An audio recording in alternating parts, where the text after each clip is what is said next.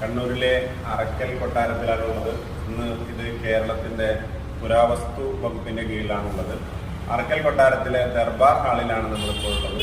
Darbar hall നമുക്കിന്ന് കാണാം. നല്ല രീതിയിൽ അറേഞ്ച് ചെയ്തിട്ടുള്ള ഒരു ദർബാർ ഹാളാണ് നമുക്കിവിടെ കാണാനായിട്ട് സാധിക്കുന്നത്. രാജാക്കന്മാർ ഇരുന്നിരുന്ന അവരുടെ ഇരിപ്പിടങ്ങൾ, മറ്റ് സംവിധാനങ്ങളൊക്കെ ഇവിടെ ഉണ്ട്. ഇതിൻ്റെ ഭരണം നടത്തുന്നത് സംസ്ഥാന പുരാവസ്തു വകുപ്പും അതുപോലെ തന്നെ കുടുംബാംഗങ്ങൾ ഉൾപ്പെട്ടിട്ടുള്ള ഒരു ട്രസ്റ്റാണ് ഇത് നടത്തുന്നത്.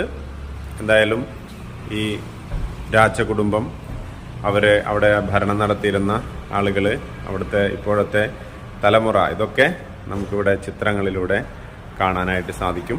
എന്തായാലും കണ്ണൂരിലെ കേരളത്തിലെ തന്നെ ഏക മുസ്ലിം രാജവംശമായിരുന്നു അറക്കൽ എന്ന് പറയുന്നത്.